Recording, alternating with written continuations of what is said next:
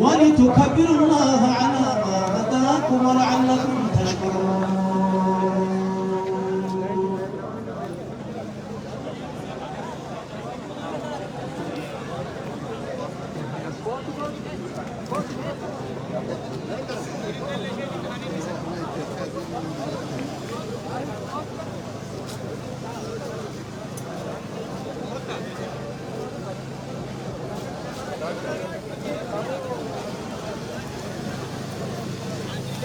warri gargaarsaa fi deemtanii piistara waa walitti qabatan as Dooktar Maamudiin bira nu fiddan gara bakka waltajjii kana nu fiddan warri shamarranii warri dubartoota korema keessa bira nu qabdanii kanatti aansuudhaan daqiiqaa dhumaa takka salaataan amma sa'aatii waan ga'eef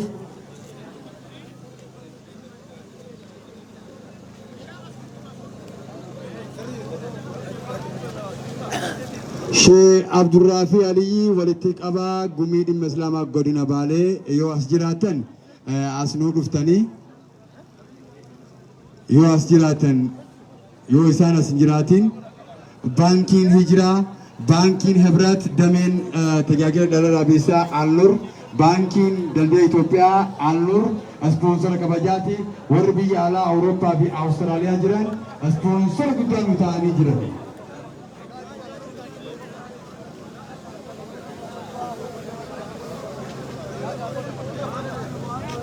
warra amantaa kiristaanaa hordofan obboleeyyan gidduu jiraniif gabataa qopheessanii yookaan kennaa qabna waan ta'eef kennaa kana shabaaba kanarraa nuuf fudhadhaame shabaaba kanarraa warra amantaa kiristaanaa hordofan obboleeyyan keenya waliin afattarraa waliin nyaannaa wajjiin bulunaa obbolummaa walitti qabnaa jechaa jiru.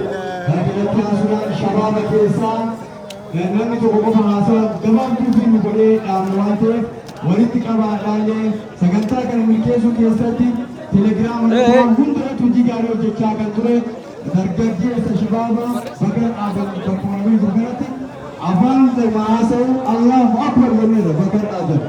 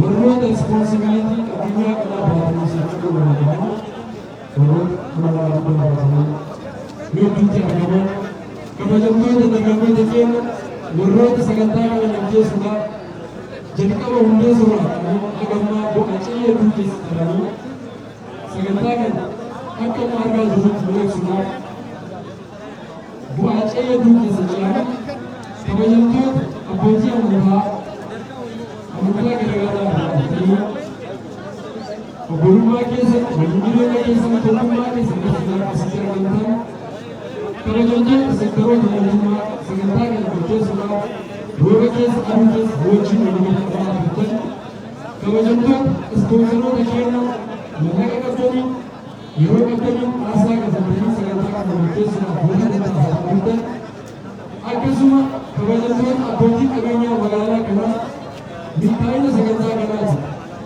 haasaa guddaa qabatan kabajamtoota ilmaan biyyaa warroota hireen jireenyaa biyya alaa isaan baasee biyya ammallee ta'anii biyyi asirra ta'ee biyya achillee biyya jedhanii mallaqa qabanirraa walitti buusuudhaan sagantaa kana milkeessuuf tattaaffii guddaa godhaa jiran galateema baga gammadan baga sagantaan magaalaa walummaa qabas jechuu barbaada. Akkasuma gabaabsee taasisan qabu nama jechuun nama namummaa isaa gootee namaatti laatee nama jechuun nama ofii nama jiraachisu nama jechuun nama ofii cabee dalagaa isaa kan hojjechiisu nama jechuun nama namummaa isaa guuttatee namoonni namummaa isaa kan hojjetu fakkaata jechuudha. Kanaaf nama taanee argamu shimee jechuu barbaada.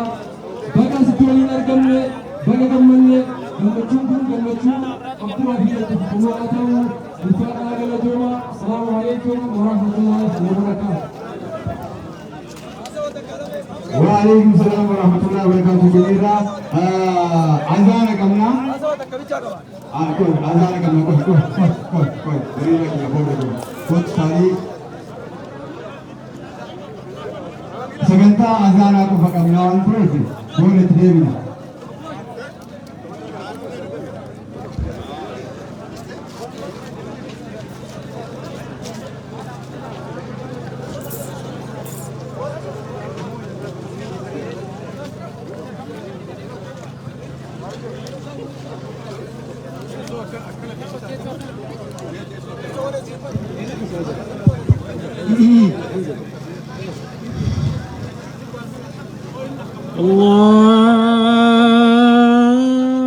الله أكبر الله أكبر الله أكبر الله أكبر. أشهد أن لا إله إلا الله.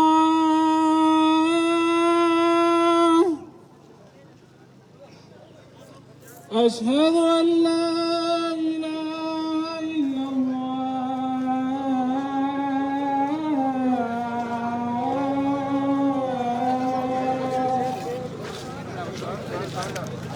أشهد أن محمدا رسول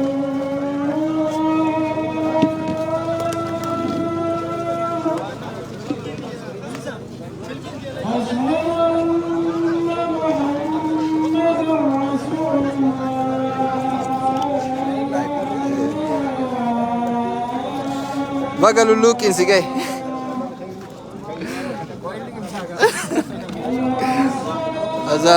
Azana dura ne galle me ofi.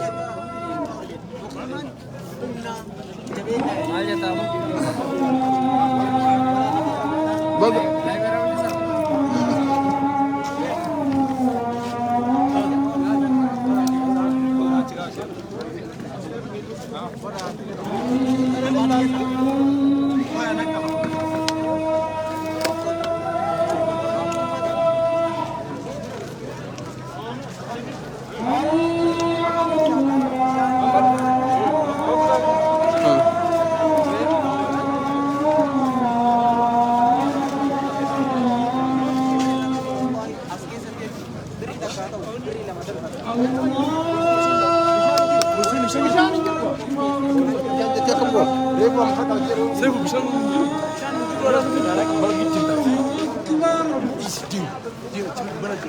لا إله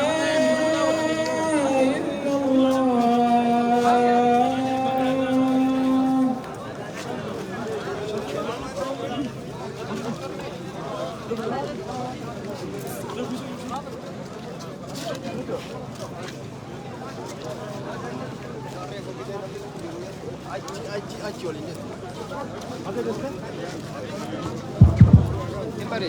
Nama wajjin warri pireestaan gargaarsaa qabatanii namoota hedduu deemanii maallaqa fuudhanaa jirtan kabajaa waliin gara duraatti akka nu dhuftan cimsinee isin beeksisna. Warroonni maallaqa gargaarsaa sassaabaa jirtan iddoo jirtanii gara duraatti akka nu dabarsitan kabajaadhaan isin gaafanna.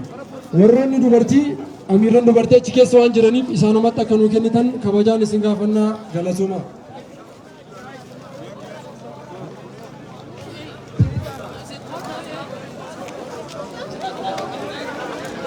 salaata godhan namni martinuu waan ittiin afattartan meeshaa tokkollee karaa irratti akka hin dhiibne haayilaandii, laastikii, sahana, teessaalli islaamummaan xahaara waan taateef islaamummaan qulqulluudha waan ta'eef namni tokkollee fuudheetiin garuu akka manatti hin dagalmudha. Amma iqaamaan ni qorama. Iqaamaa duratti wanni gammachuu ka jiru ilmi sheeka keenya Sheekh Abdurrahmaan Adam, Sheekh Yahyaa Sheekh Abdurrahmaan horee idil addunyaa gargaarsa madrasaa Salwiyyaa keessa ka jiran keessummaan kabajaa nu keessa argamu. Salaata guyyaa hadhaa isaan turuun salaatan. Salaata magribaa isaanii kennine isaan turuun salaatan inshaallahu ta'ala.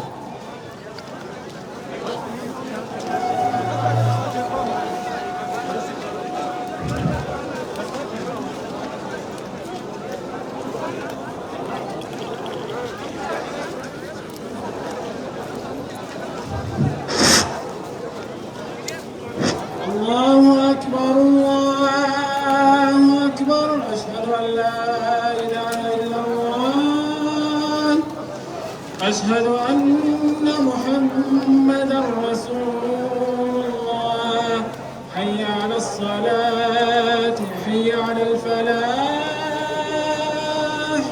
قد قامت الصلاة قد قامت الصلاة الله أكبر الله أكبر لا إله إلا الله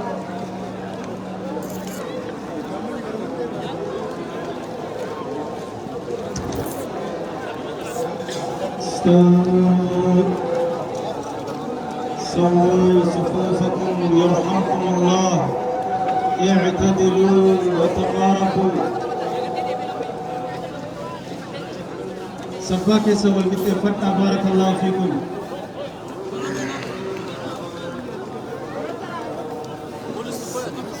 وللا في سابكم وجرتنين سباك سوى المتفق أقرب على رسول الله بالله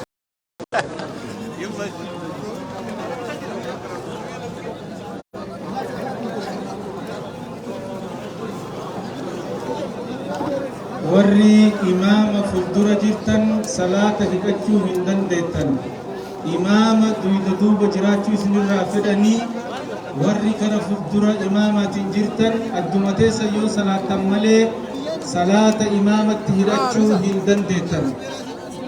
Vai vida.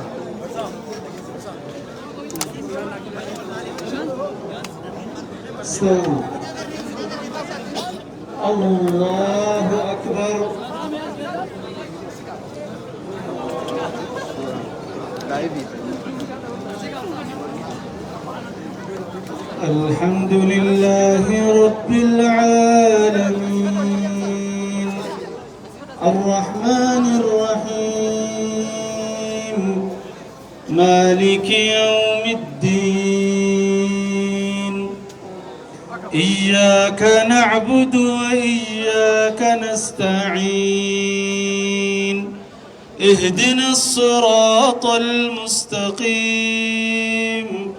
صراط الذين أنعمت عليهم غير المغضوب عليهم ولا الضالين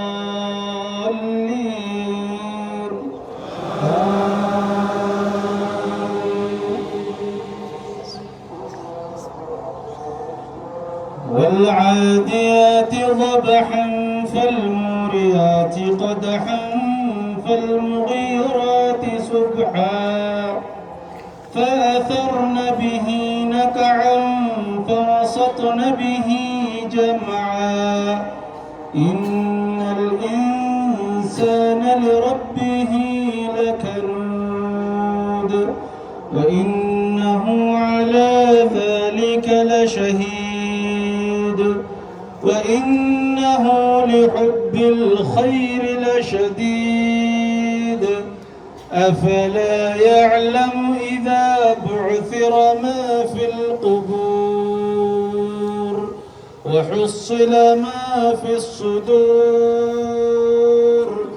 إن ربهم بهم يومئذ لخبير الله الله أكبر.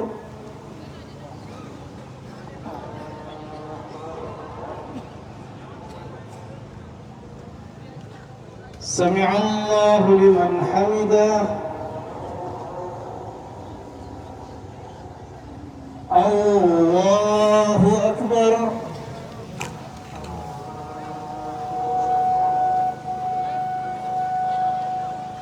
الله أكبر.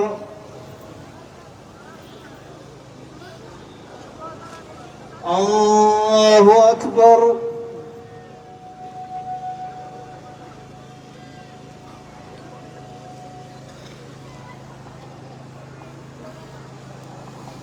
الله أكبر. الحمد لله رب العالمين الرحمن الرحيم مالك يوم الدين إياك نعبد وإياك نستعين اهدنا الصراط المستقيم صراط الذين أنعمت عليهم غير المغضوب عليهم ولا الضالين.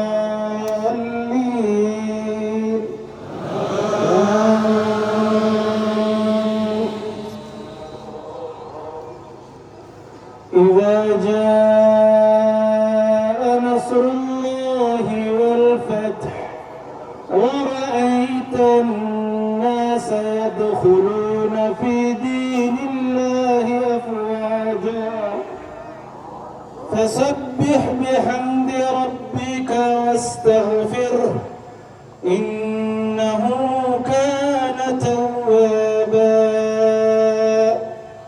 الله أكبر.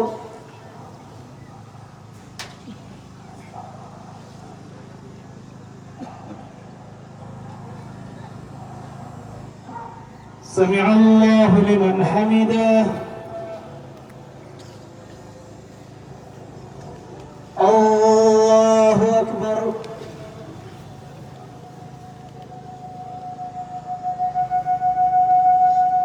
الله أكبر.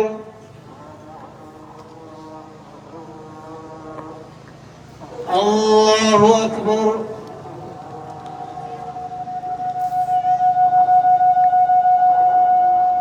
الله أكبر.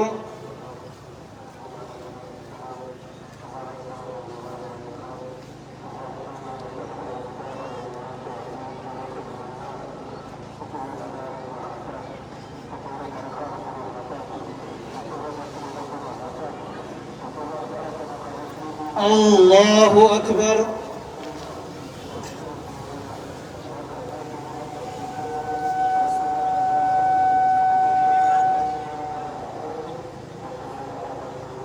الله أكبر.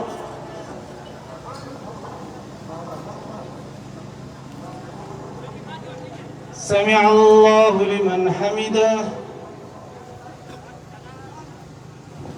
الله أكبر.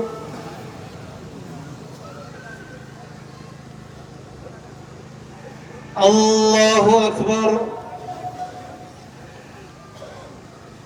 الله أكبر.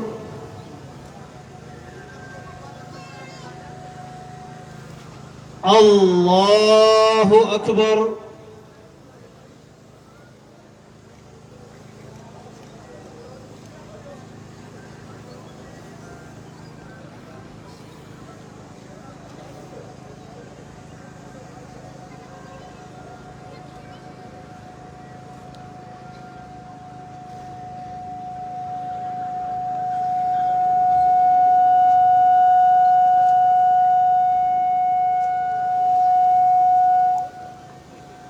السلام عليكم ورحمة الله. السلام عليكم ورحمة الله. استغفر الله استغفر الله استغفر الله.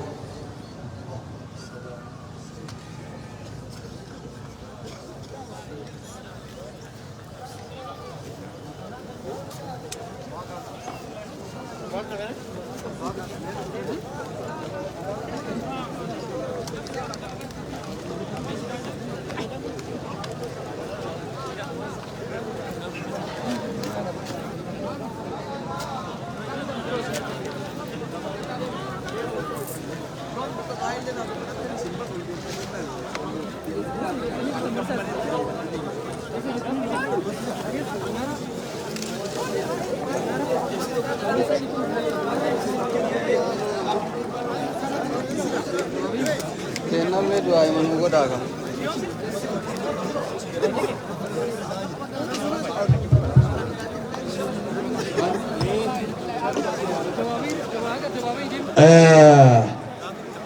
Gataa nu jalaan deeminaati gataa ati kudhaamsa qabnaa kabajamoo obbo Abdul Mannaan nu gidduutti argamanii isaanis guyyaa har'aa kan ilaalchisanii waan gabaabduu waan qabaniif kabajamoo obbo Abdul Mannaan itti gaafatamaa paartii bulchiinsa magaalaa Robeetii ulfaadha. Waan kee live waan kee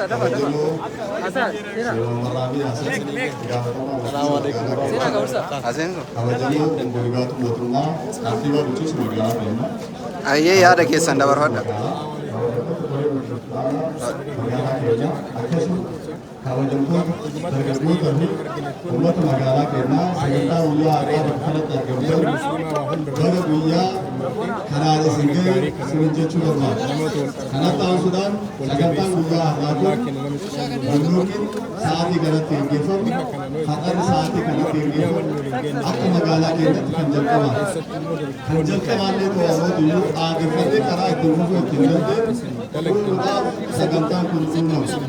Sagantaa kana keessatti wanti sirriitti uummata keenya hubachuu qaba jiraatu tokkummaa uummata keenyaa uumnee jaalala uummata keenyaa uumnee walitti dhufeenya uummata keenyaa uumnee wayita wayitaan adada ramadaanni waggaa waggaadhaan wayita rabbii walitti nu deebisuuf itti deebinu keessatti obboleewwatiin kan kiristaanatis nu wajjin dhaabatanii sagantaa kana murteessuu keessatti qooda isaa fudhachuu danda'anii jireenya waluu namoonni ni gaggeeffachuudhaaf kan barbaadamu. Kanaaf milkaa'inni guyyaa har'aa argame kun milkaa'ina raatii fi ajaa'ibaadha. Kana yoo jennu sagantaan kun har'a jalqabee bara kana jalqabee ramadaana kana keessatti jalqabee yoo rabbiin fedhe abbootiyyuu bara baraan itti dhufnee aadeffannee milkaa'inaa fi gammachuu kana daran goonee fageetti jiruu jiraatu waan ta'eef ummanni muslimaa hundi daangaa haga daangaatti magaalaa kana keessa jirtanii fi ollaa gabdoota kanaa keessatti keessattuu yoo laasis akka jalqabne kanaan walitti deebiidhaan karaa kana ayyaaneffannu haa kabajannu waliin maqaa kana haa gaggeeffannu sitti jechuu barbaada. Ulfaataa galatoomaa qe'ee nagaatti galaasanii jedhu. Tole kabajamoo keenya obbo Abdul Mannaan baay'ee isaan galateeffannaa. Wanni irra deddeebi'ee isin jedhu warri feestaana yatiimaaf reef gargaarsa bu'uuraa turtan feestaanni sun nu bira hin geenye korojoon sun nu bira hin geenye waan jedhaniif rabbi jazaa isin haa galchuuti nu galchaa waraqaa sana nu galchaa.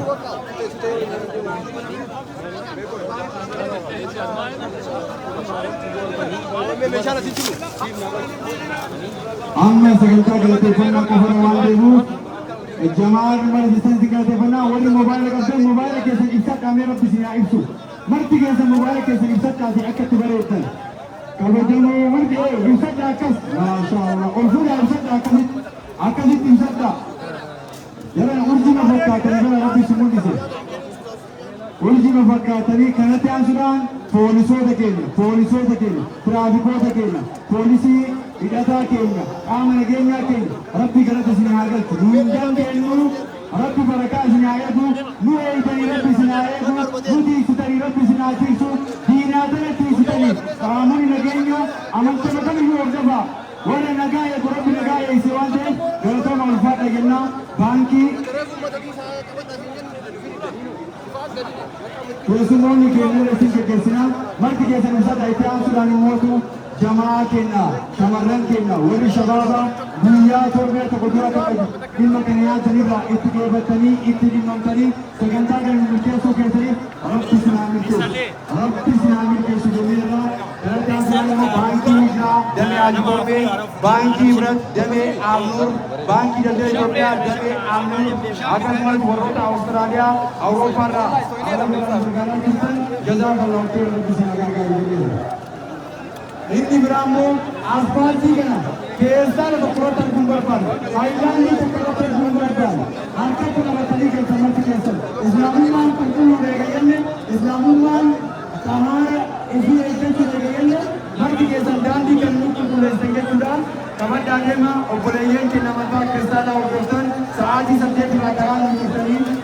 dhaabbatanii hundi keessanuu obboleeyyan keenya amantaa kiristaanaa obbolummaan kana kantiibaa magaalaa Roobee kabajamoo obbo Nigaatuu mootummaa dabalatee ifaa kana kan nu diriirsan Abdallaa Maamudii fi Maamudii baay'ee galateeffanna isaan wal qoree isaanii wajjin ta'uudhaan haala kan nu diriirsan amma booda gara manaa galuu dandeessanii uummanni meeshaa keessan irra deeminaa nyaata keessan nyaadhaa.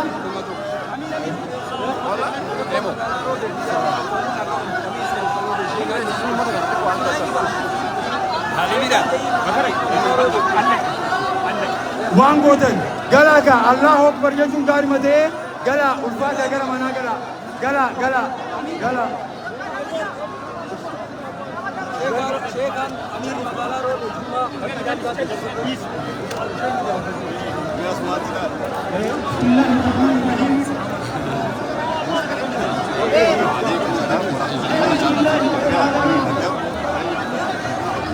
Islamni waan bareedan fokkisu wanni akkana bareedan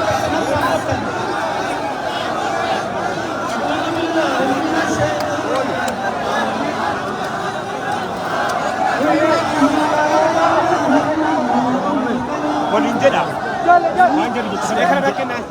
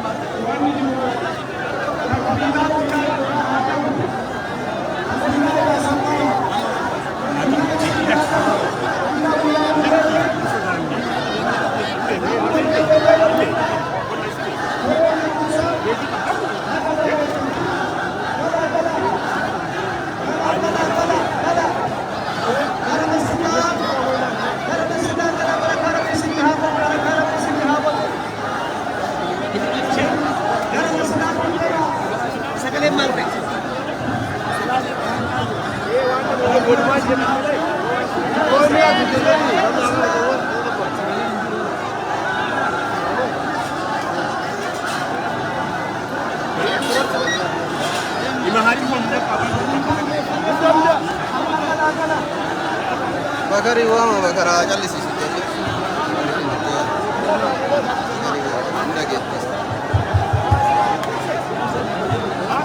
Arafat.